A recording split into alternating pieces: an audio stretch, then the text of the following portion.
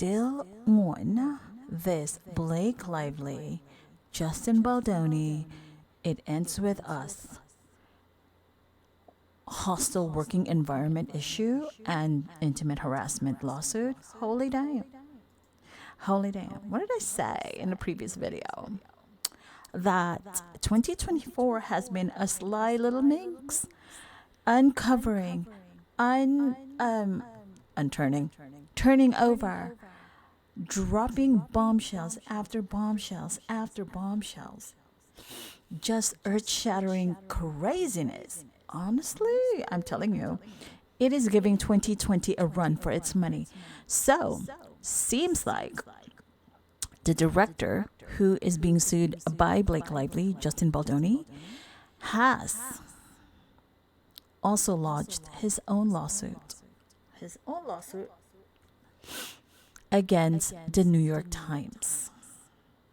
You know, the magazine, the newspaper.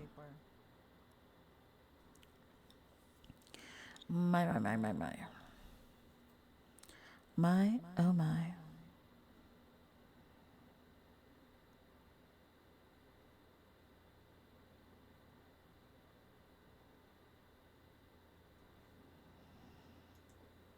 This is so crazy.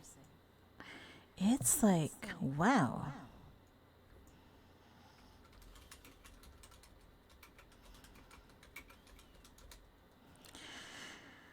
Ooh. These lawsuits are just flying. It's flying. So Justin Baldoni, is suing the New York Times for, hold on to your breeches, $250 million. Wow. This is over their story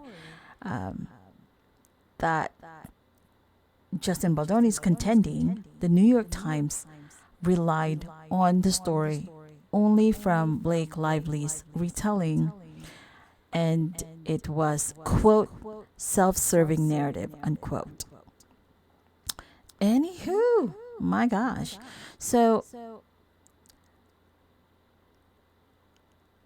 per the Variety magazine, on June 2nd, 2023, Blake Lively began a text exchange with her It Ends With Us director and co-star Justin Baldoni that blamed her assistant for not getting her an updated batch of script pages. Quote, she didn't realize they were new, unquote. Per this text exchange, allegedly, Lively wrote, quote, new pages can always be sent to me as well, please, unquote. Now, the actress had signed this text exchange with an X, which I guess is the universal symbol for a kiss. This was followed up with another text shortly, again from Blake Lively, allegedly, saying, quote, I'm just pumping in my trailer if you want to work out our lines, unquote. To which Justin Baldoni had responded, quote, copy, eating with crew and we'll head that way, unquote. Now, fast forward 18 months later, that interaction was depicted in a New York Times bombshell report in a far more unpleasant light. Sinister? That's open for interpretation. But at the very least, it was an unpleasant light. The New York Times wrote, quote, Baldoni repeatedly entered Blake Lively's makeup trailer uninvited while she was undressed, including when she was breastfeeding. So, Justin Baldoni and his team is contending that discrepancy is one of many highlighted in a scathing $250 million lawsuit filed just today, Tuesday afternoon, by Baldoni against the Times in LA Superior Court. Baldoni is among a group of 10 plaintiffs, actually. That's also including publicists Melissa Nathan and Jennifer Abel, who are also suing the newspaper for libel and false light invasion. What's a false light invasion? A privacy over the December 21st article titled quote, we can bury anyone inside a Hollywood smear machine, unquote. The parties, which also included Ends With Us producers Jamie Heath and Steve Sarowitz, claimed that the Times relied on, quote, cherry-picked, unquote, and altered communications, quote unquote, cherry-picked and altered communications, I should have said that, stripped of necessary context and deliberately spliced to mislead. Now, a New York Times spokesperson responded by saying, quote, the role of an independent news organization is to follow the facts where they lead. Our story was meticulously and responsibly reported. It was based on a review of thousands of pages of original documents, including the text messages and the emails that we quote accurately and at length in the article. To date, Wayfarer Studios, Mr. Baldoni, the other subjects of the article, and their representatives have not pointed to a single error. We published their full statement in response to the allegations in the article as well.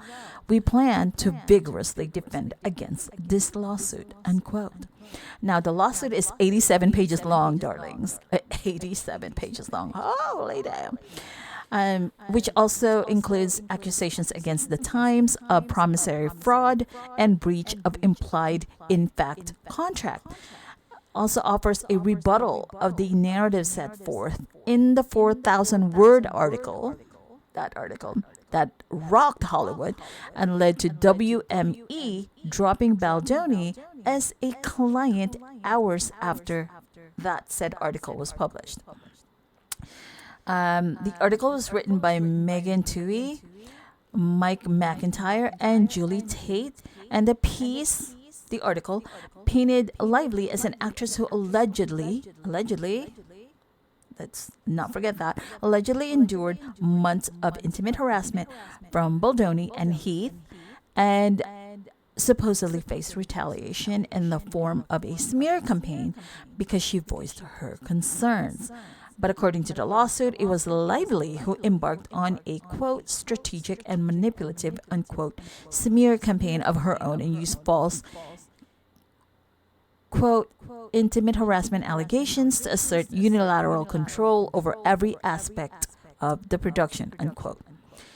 And also, according to the suit, Blake Lively's husband, actor Ryan Reynolds, allegedly berated Baldoni in an aggressive manner during a heated meeting at their Tribeca penthouse in New York, quote, accusing him of, quote unquote, fat shaming his wife, who had just had a baby a few months earlier, like 3 months or so earlier, before they started filming the movie. The suit also claims that the A-list actor also pressured Baldoni's agency, WME, to drop the director during the Deadpool and Wolverine premiere in July, which was well before Baldoni had enlisted crisis PR. Now, WME is denying that there was any pressure from Reynolds or Lively to drop Baldoni as a client. Maybe they were thinking, you know what, you're too much of a headache. It's not even that big a deal. We're just going to have to go with somebody else. I mean, doesn't it happen a lot in Hollywood? I don't know. So, I don't work in Hollywood, so what would I know? How would I know, right? So, attorney Brian Friedman, who filed a lawsuit on behalf of the plaintiffs, that would be Baldoni et al., tells Variety that the Times, quote, cowered to the wants and whims of two powerful, quote-unquote, untouchable Hollywood elites, disregarding journalistic practices and ethics once befitting of the revered publication by using doctored and manipulated texts and intentionally omitting texts which dispute their chosen PR narrative, unquote. Wow.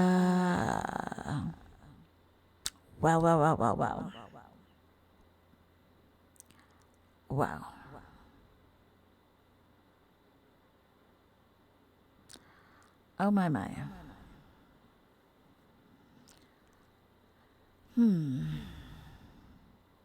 So, Lively's side of the story was already laid out in an 80-page letter filed December 20th with the California Civil Rights Department. We've mentioned that in the previous video. And that was actually used by the New York Times as the bedrock for their story. But unlike a lawsuit, a CRD, California's Civil Rights Department complaints typically remain confidential unless they are leaked. So, per this publication, per this report, the filing was laid out in an 80-page letter to the CRD, which should have been confidential. But then now they're saying that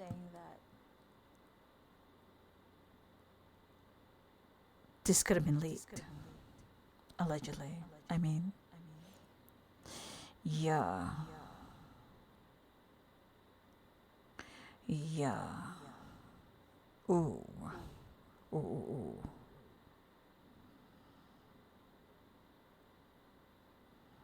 ooh. Ooh. So if so, was it leaked? I mean, God, it is Hollywood after all, darlings. I do think though that we definitely will be seeing more of this story. That this is like an evolving story, and likely will take maybe the first quarter or into the next quarter, or like the second quarter, possibly even of 2025. My, darlings! Yikes! And of course, the Diddy of things, right? And then that whole Jay-Z getting dragged into the Diddy mess now, and all other. My gosh, just wow! All of these like fissures that have now gone on to become full-blown volcanic eruptions. My oh my, darlings, that's all we have for tonight. And Happy New Year again. Be careful. Don't drink and drive. And please, please, please, please, please, remember that you're all kinds of fabulous. Leave grace for others, but do not ignore the red flags. And also, remember to journey in gratitude. I will talk to you, darling dears, in the next go round. Toodaloo for now. Bye.